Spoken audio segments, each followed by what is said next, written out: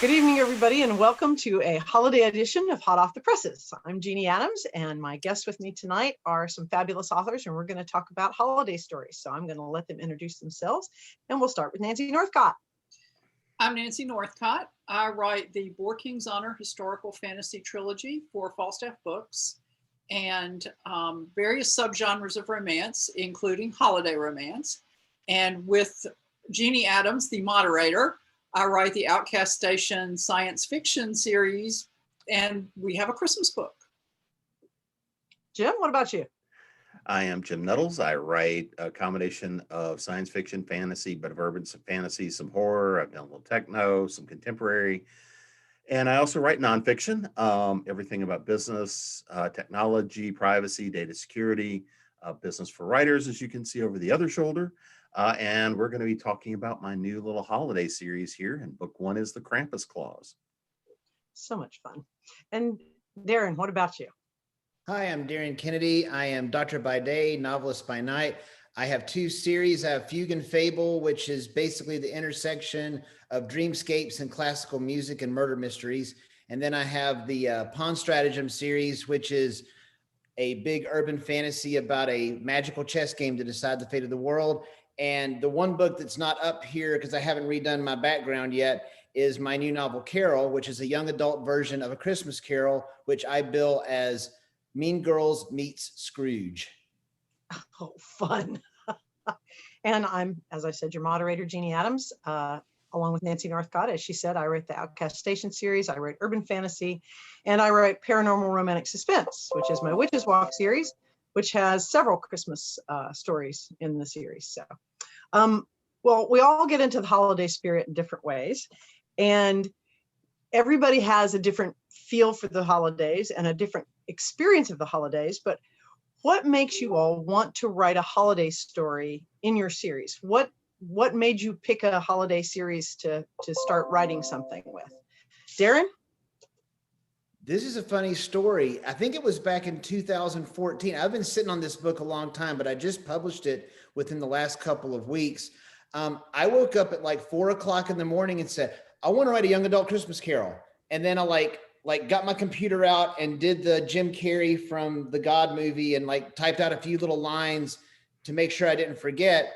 And then I had to finish writing the book I was writing. But then I wrote this book several years ago, and then we shopped it and we shopped it and we shopped it. It never found a home. And then in 2020, whenever the entire universe is melting, I was like, people are going to read this book.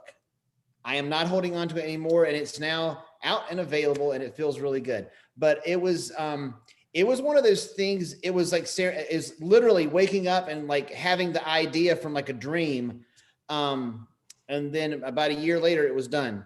And one of my favorites. I love it when that happens. I love it when that happens. Nancy, what about you? Well, I tend to write a lot of gloom and doom and blood. I mean, not like gory horror volumes of blood, but there's a lot of action adventure, and sometimes it's sad and sometimes people are in danger. And the nice thing about a holiday story is it's a feel-good story. I mean, if you write a holiday story that's a downer, you're just asking for people not to read it. So the chance to write a holiday feel-good story, I'm never going to pass that up. And even though the two that I have on display here are very different stories, they are both feel-good stories in their particular settings. Jim, what about you? So I'd been playing with the idea of the Krampus story for about 10 years. And I actually first started drafting this out about 3 years ago. And it would be one of those things of going through the cycle of, I think I'm gonna, and I'd start working on it and it just wouldn't work. And I'd put it down and I'd go away. And I've got probably 50 different outlines for Krampus. And Krampus is one of those, because I write a lot of myth, legend, take it, twist it. And because the Krampus is one of those that is not really well defined. We as a cultural meme don't have a really good identity to the Krampus, outside of some very small areas. And so it's a lot of fun to work with and play with. And it's a very twisted story in and of itself. And I love playing with kind of that dark comedy idea. And I had a scene I had sat down and I had written, and I was like, oh, okay, this started tweaking the idea and tweaking the idea. And so several years ago, playing with my niece on Christmas, and all of a sudden it was like, aha, I have an idea. I have a sick and twisted idea. I just have to get it ready by next year. You? Aldrich, Yeah, I have me? a cutting plan. I know. So, and it wound up being a little more new adult. The protagonist is a 10-year-old girl. But it's written, it's light, it's meant to be fun, but it was very much inspired by the old Victorian ideas of ghost stories and all of that. And that's really what was driving me, was that idea of wanting to play with that. So it's Well, kind of, and as you say, Krampus is not a well-known myth in America. no, I mean, while it's become a little bit more into the cultural meme over the last number of years, including a god-awful movie, yeah, so, but it's one of those things that sort of edged its way in, but it's been an idea I've wanted to play with for a long time. Now, Darin, with the Christmas Carol, taking that and twisting that into a young adult one, how did you said it came about in a dream, but that's kind of an odd twist. The most sort of challenging thing is, one of the things that makes A Christmas Carol, the original, work so well is that Scrooge is at the end of his life and he has all these memories to show what has led him to become the person he is. And if you decide to write something about a 17-year-old mean girl who needs to get a little bit of spirit, if you will, trying to figure out what you can do to her in the first 17 years of her life to get her to be pretty close to as miserable as an old Scrooge is challenging, but I'm relatively certain I rose to the challenge. You were up for that. I was up for that. And Carol, wherever you are, I'm very sorry for all the mean things I did to you, but. No, you're not. No, you're not. Now, Nancy, I know you and I both had kind of the challenge with Outcast Station because it is set 2,500 years in the future. And so setting Christmas on a space station and on a planet far from Earth, that was kind of an interesting twist and a lot of fun for both of us, I know. My little heart went pitter-pat trying to figure out which aliens I could put where. But your story takes place mostly on the planet. Yeah, it's one of those be careful what you wish for stories, because the hero of the story, as Jeannie knows, is Federated Colonies Deputy Marshal Hank Tremaine, who ended up on Paradise Station by offending the wrong people. Paradise Station is known colloquially as Outcast Station because it's in the armpit of human space and it's the place where careers go to die. But for Hank, the one bright spot to being sent to Outcast Station was that it's really close to the Draken Empire, and the Drakens are a Scorpioid race who produce a vital component of faster than light drive. And so that's important in the story because lo and behold, coming up to Christmas, a Draken is murdered at the spaceport on Outcast Station, and one of their priceless religious relics is stolen. And Hank's boss, who's looking for any excuse to dump him, goes, aha, this is the perfect case for Tremaine. So he's stuck with this, dealing with this Scorpioid race who are not fond of humans at the best of times and really are not fond of humans now. And he has to solve this murder and recover this artifact or his career is toast. But the thing that was fun about it, aside from reading up on scorpions, I mean, I read Spider-Man comic books, so I know what a scorpion basically is. But actually reading science about scorpions to develop, their environment was fun and it was interesting. But it was also fun to think of, okay, we have a season here that the humans celebrate. And the humans celebrate it in hybrid ways. Some of them are traditional Earth celebrations. Sometimes they bring other things in. But how would these beings who are not human and have no earth ancestry, what holiday season would they celebrate? And so that was kind of a fun thing to work into that series too. I mean, well, into the story, which is called Scorpions for Christmas. And my story in that book is involves some Christmas carols, but they're slightly changed 2,500 years in the future. So positing how that would change, much like changing the Christmas carol for 17-year-olds, was quite an interesting. Aren't they? Was quite the fun challenge. And of course, Nancy and I are both in Christmas at Canham Castle, which we put out last year. And those are both, I mean, Nancy and I both got a reputation as boom girls. We like to blow things up. And so we didn't blow up the castle, though. We did not blow up the castle. We blew up a few other things, but we didn't blow up the castle. We had 5 other authors in the thing. We couldn't blow it up. They needed it. Yeah. I'm not sure I blew up anything now that I think about it. There was some gunplay. I don't think anything blew up. I blew some doors off. That was about it. Now, Jim and Krampus, does anything blow up? Why, yes, quite a few things. So part of the premise to the story is the base of the story is I have a 10-year-old girl who is very imaginative but very athletic.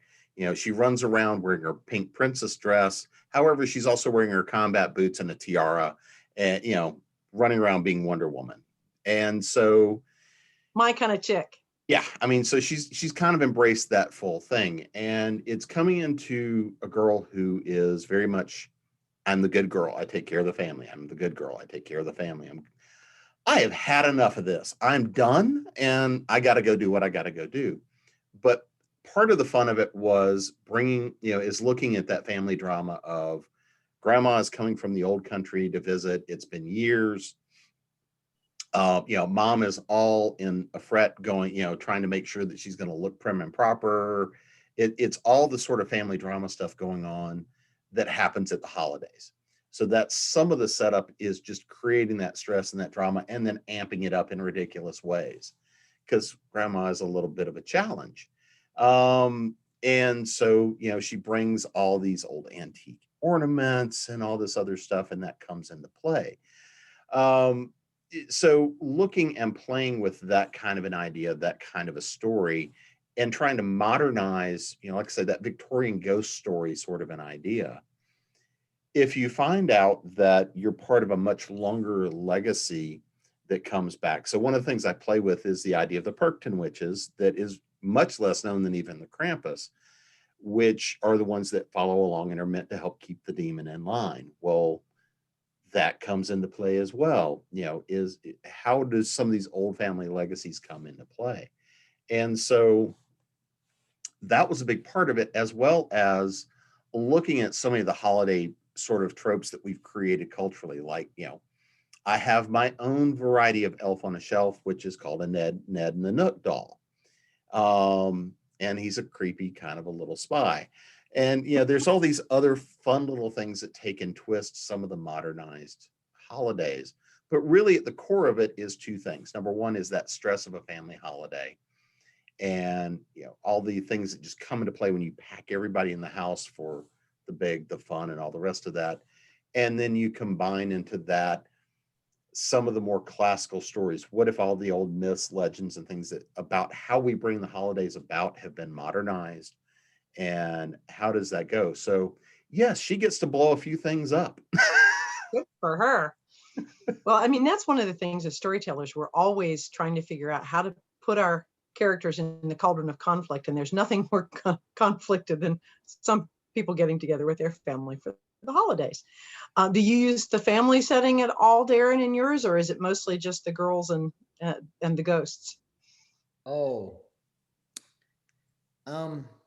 For reasons that you learn in the book, Carol lives with her aunt and uncle. And in that, I reversed the relationship. They are the Fredericks. That's their last name. They are replacing Scrooge's nephew, Frederick. I switched the nephew cousin relationship, and now she's their niece, but she lives with them. I would say above anything, Carol is all about family. That's at the heart of the book. It's about high school relationships, but it's also, I would say it's even more so about family, and the stresses of being in a family and sort of being in not necessarily the family that you would have picked, but the one that you've got, and then making the best of it, or in Carol's case, not making the best of it, until she is shown the error of her ways. I would say that's a huge element in my story as well. Oh, that's cool. Now, Nancy, I know that some of your other Christmas stories have that aspect of family, not the two pictured necessarily, but some of the other ones you've written. Well, they do. And family comes into the My Caneham Castle story, The Last Favor. That's true. Kind of a different way. The hero's father has died a few months before the story opens, and his mother died years ago. So this is the first Christmas he's going to be alone in his entire life. And he was very close to both of his parents. So when Caneham Castle Hotel, the foundation that supports the castle, is recognizing his father with an award for his scholarship into the history of the family who built the castle and who actually still own it. And he's coming to pick up this award for his father. So there's a lot in the story about his relationship with his father. And unfortunately for him, because he is a spy, there's an underworld figure looking to kill him from what chatter they've picked up. They don't know when and where. So another agent comes to watch his back, because he's like, if it's not dangerous to the people at the castle, nothing short of a nuke is going to stop me from picking up my dad's award. And she comes from a very different family, a very status conscious family that's not close at all. And so the contrast between the two of them and their attitudes to the holiday, even though their families are not directly involved in any way, was not exactly a fun thing to explore, because there's some sad emotions in there for a situation like that. But doing that against the background of the holiday celebrations and then leading them into their own celebration, it's kind of a long-winded answer to your prompt, but it does involve family, just not in the sense that we were just talking about. Well, I know all of us have in our other works used the concept of found family and people that you connect with as family, whether they're blood relations or not, and how we, get through those relationships. And we get through the holidays sometimes by calling those people and going, I can only do this for so long. But one of the things that I know, I don't know if you all do this, but my family has a tradition of going to the movies all through the Christmas holidays. And when everybody's sort of together, the way we keep from killing each other is to go to the movies. So if you were to pick, Darin, if you were to pick the carol to be made for a movie, who would you choose to be in it? Or do you think it's not suitable for a movie? I think it would be a fantastic movie.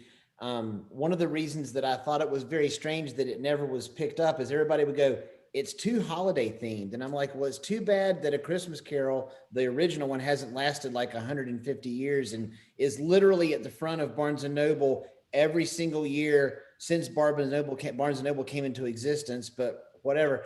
I think it's like ideally suited to be a movie. It's a little bit darker, believe it or not, than some of the other Christmas Carol versions I've seen, because I've watched many.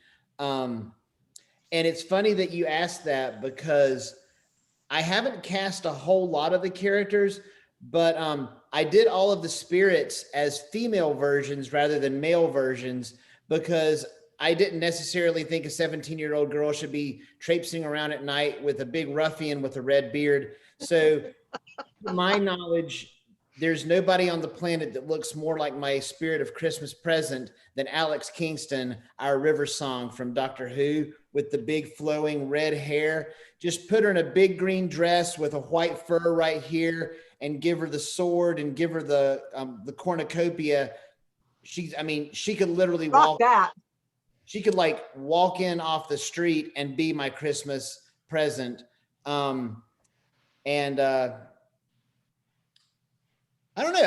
I've dreamcast a lot of my different stories, but I've never really thought other than Alex Kingston basically is my Spirit of Christmas Present. I've never really thought of who else would be in it. I would kind of hope if they were going to do it, that they would cast some unknowns and let them sort of embody the characters, except for it has to be Alex Kingston.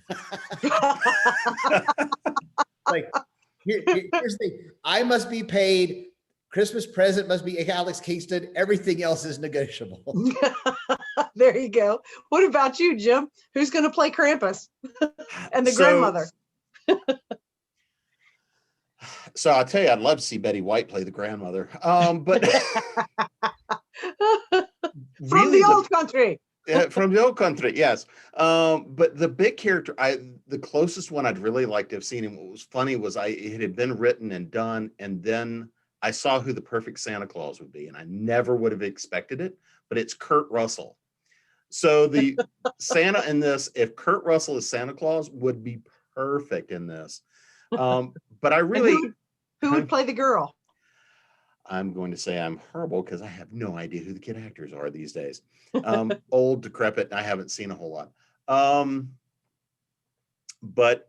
So the one thing about this that I pictured in my head is this would almost make better as an animation than as a live action movie, because some of the stuff is driven so much in her head. I mean, obviously it could all be done with CGI and stuff now, but because there's a certain element of the holidays and holiday films and that market just being around all the old cartoons and the animations and things like that, I think that could open up a lot of fun, because there's certain pieces of the story early on where you're seeing how her mind works through her imagination and things that she's doing. And I think that would be a lot of fun to see on film. But I'm picturing a claymation Krampus, and that's just not pretty. I'm actually picturing all of the animation from Frosty the Snowman, and the little blonde girl is his girl. And then Krampus goes, "Happy birthday." Krampus is not quite that pleasant. Not so happy birthday. What about you, Nancy? Which of your Christmas stories would you want to see translated to film? Well, I think The Last Favor is a little internal to do well as a film. So I would vote for Scorpions for Christmas, because partly it would be fun to see my Scorpioid people running around. And I think I would cast as Hank, probably Michael Shanks. And as Lorna, who's the Marine captain who's his liaison and is with him in the hunt, I think probably Erica Durance would be good in that role. Now, what has she been in before? I don't remember. I don't know who Lois she is. Lane. Yes. Oh, got it. She was really good as Lois Lane too, I thought. So Erica Durance would be good. I thought about Amanda Tapping, but that's just a little too Stargatey if you put Shanks and Tapping together in the same project. Yeah, probably so. Yeah. So Michael Shanks and Erica Durance I would pick. Although I hear they've made a project together too, but I didn't see it, so that doesn't count. Well, that brings to mind, what are your favorite Christmas movies? Nancy, why don't we continue with you? What are your favorite Christmas movies? What is that movie that when it comes on, you go, okay, finally it's the Christmas season? It's the original How the Grinch Stole Christmas, narrated by Boris Karloff. I mean, I just don't, no offense to Jim Carrey or his fans, but I just don't think that ever should have been remade. So I always watch that one. And I always watch It's a Wonderful Life if I'm flipping around and it's on, because Jimmy Stewart and Donna Reed and Snow and the evil Mr. Potter. I mean, I'll go with those two. Yeah. What about you, Darin? I love Scrooged with Bill Murray, and there are elements of that in my story. I kind of pilfered every single film, book, cartoon version I've ever seen, to like steal little elements to make a big amalgam project of every Christmas Carol you've ever done. I will say that every time the little boy who's been mute ever since, I think he saw something really violent whenever he was young, Yeah. when he comes up and does the Tiny Tim line, it gets me every single time. And I love being got. I love Christmas movies. I love at Christmas time and pretty much the rest of the time kind of being a sap. I love that stuff. And watching Bill Murray go from being grumpity grump to it's Groundhog Day with Christmas, but I mean, it's still, I love watching the Bill Murray turnaround in every single movie. He does that like nobody else. Yeah. And to have what is her Carol? What's her name? Where she whaps him on the every time. She's Christmas present, isn't she? She's Christmas present in there, and whoever hit me with a toaster is one of my favorite lines from the entire movie. I do really like that Ghost of Christmas Past too, the taxi driver, and he was played really well. And as I was getting ready, I recently just did my 12 days of Christmas in October as my launch for Carol, and I was putting scenes from every one of my different versions of A Christmas Carol that I liked. And I actually read a few articles on the movie Scrooge. That has a really interesting history. If all you listeners out there, if you want to read some interesting stuff about a kind of a classic, lots of interesting stuff happened behind the scenes on that movie. I have to say that the George C. Scott version and the Bill Murray Scrooge version, the Ghost of Christmas Future in both of those movies is freaking scary. I tried to top and Scrooge is seriously scary. I tried to top both of them. Oh, good. I did my level best. Yay! Well, I'm sure you blew the doors off. Yeah, that was you. You're the well. That's probably true. What about you, Jim? Well, number one is The Grinch. At least the first half of it until his heart grows 2 sizes, and then that just cuts it all off. Because then he's no longer relatable to you. Yeah, it just at that point it's like, what happened? No, I mean, like I said, the original Grinch, that to me is one of those things that has a lot to it. And Scrooged, I think, is fun because I'd like to see the mashup of the Ghostbusters chasing the ghosts from Scrooged. So, but that's just me. But the other one, and this one's probably going to reflect that, I'm a horrible person occasionally, is the fact that our Christmas movie has become Bad Santa. Because and it's a very twisted, but it is such a fun little redemption story to it, and does not take itself seriously. And there's really nobody redeemable in the entire thing.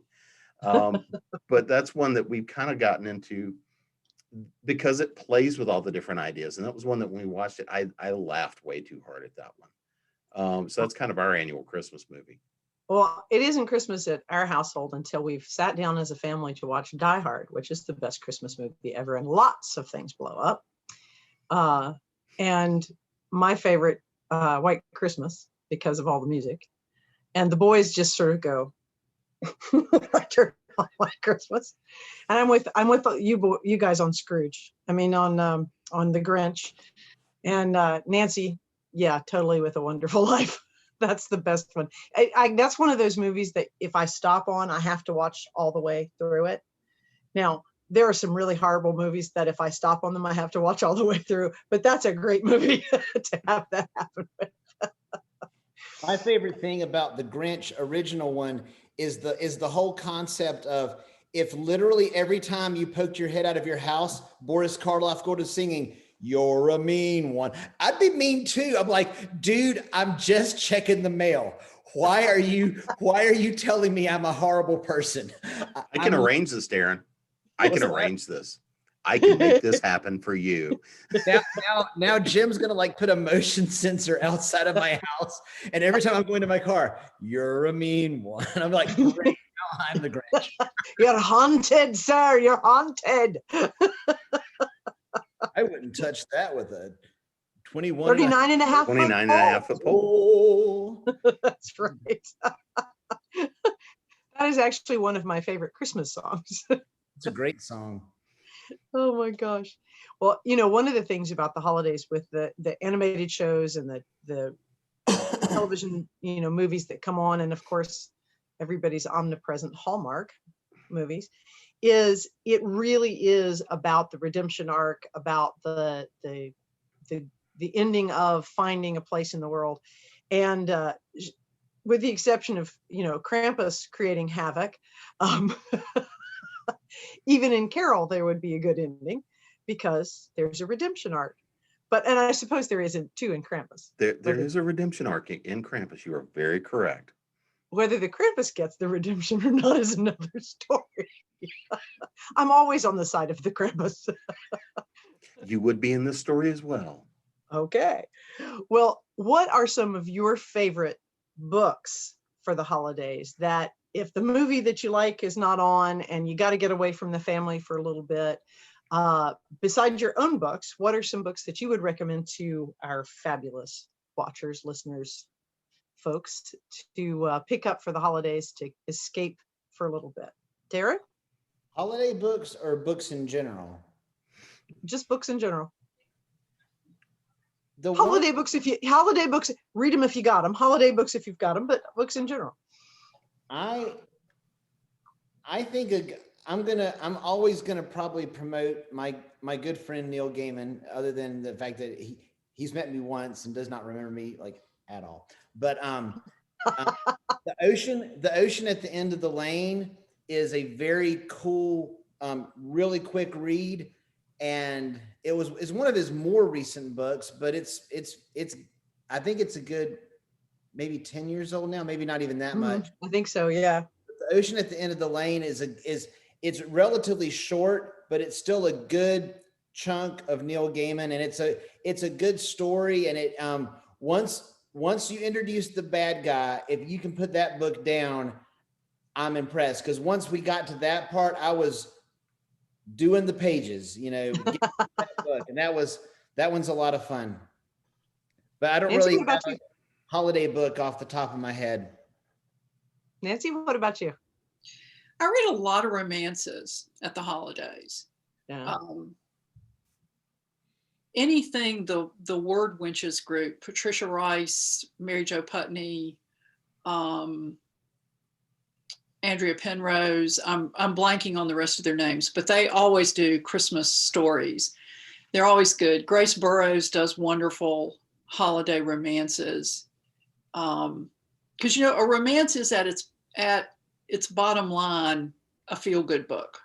So the genre really lends itself to holiday stories. Yeah. And I like Lord Peter Wimsey, and I'm feeling sitting here like there's a Lord Peter Wimsey Christmas story, which there probably isn't. I'm probably conflating things. But I do read a lot of romances at the holiday because, I want something that's going to make me happy, going to make me smile. And a romance novel is guaranteed to do that anyway. So you throw in all the trappings of Christmas and it's like, it's a total thumbs up. Yeah. Double bonus. Yeah, absolutely. Oh, and let me also plug Sabrina Jeffries has written some wonderful. Oh, she has. Yeah. She's got some good ones. And I know, who's the gal that's in North Carolina at the same place she is? Shoot, I can't remember her name. There's a lot of the Carolina romance authors that have written some good ones. There's Joan Overfield and of course, Nora Roberts has written a couple that are Christmas themed, but not many. She didn't do many that were Christmas themed, which always surprises me. She's got a couple. Sorry, I was just going to say a couple of the in-depth books take place around the holidays. Yeah, but they're really in depth. They're not serial killers for the holidays. But yes. Be careful what you're carving up for dinner. That's true. Who did we invite for dinner? Who are we having for dinner? Who are we having for dinner? So, Jim, what about you? What are some books you like to celebrate with at the holidays? So holidays, when I start pulling out kind of classics that I like to read every few years, I actually cracked out Princess Bride. I hadn't read it in probably 10 years, but I cracked it out and started reading it the other night. But one I like to read around the holidays every couple of years too, going back to our friend Neil Gaiman, is Good Omens. That's been one of my favorite stories for a long time, and I'll reread it every couple of years. And it's on the list for this year. It's actually sitting on the top of the stack right now, waiting for me to actually sit down and pick that up. And it's one of those things that it's the fun, and it contains a lot of the good themes. And I just love the story. I love the writing. And that's two that I've got sitting there right now that, it's kind of that need to kind of feel good, even though things are a little chaotic right now. And both of those stories handle that very well in different ways. Oddly enough, the book I like of Neil Gaiman's is The Graveyard Book. Yeah. So, but there are so many stories I think that we tell at Christmas, or that we look at Christmas, and the idea that you, Jim, and Darin both took the ghost aspect and worked with that for your holiday stories, I think is super cool. I think that doesn't get played with quite as much as I would like to see it. And we're reaching the end of our time, so I wanted to give each of you an opportunity to say where our listeners can find you. So Nancy, let's start with you. Well, before I start, I would like to plug the story that I forgot, which is O. Henry's Gift of the Magi. And there are some beautiful children's picture books out there, and I love to look at that one. And I forgot to say that. So that said, people can find me at nancynorthcott.com.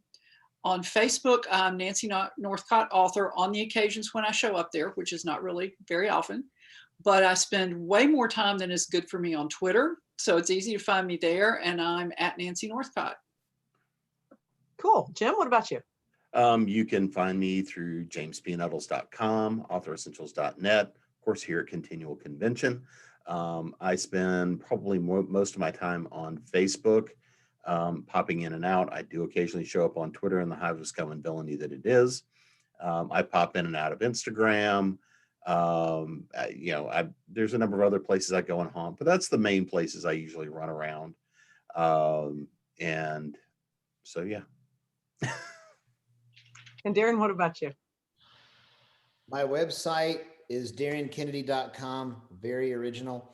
I'm on Facebook. If you're on my personal page, it'll be whatever I'm thinking about that day. If you're on my my chessboard group, that is where you'll hear a little bit more about my my writing path. On Instagram, it's usually an amalgam of stuff about my books and nature photography that I've sort of taken up in the last couple of years. And every once in a while, I pop on the Twitter and say something, but that is very rare. So best place to find me is Facebook or on my website. And I'm Jeanne. Or Amazon. Yes, absolutely. And all of us can be found on various platforms, but especially Amazon. And I'm Jeanne Adams, and you can find me at jeanneadams.com. And as Nancy said, more on Twitter than any other social media, but I'm on most of the other ones too as Jeanne Adams. And again, thank you so much, everybody, for being with us tonight to talk a little bit about holiday traditions and holiday books and stories and ghosts and what have you. Really appreciate it. I hope you all will join us again sometime on Continual. Thanks. Everybody have happy holidays. Bye.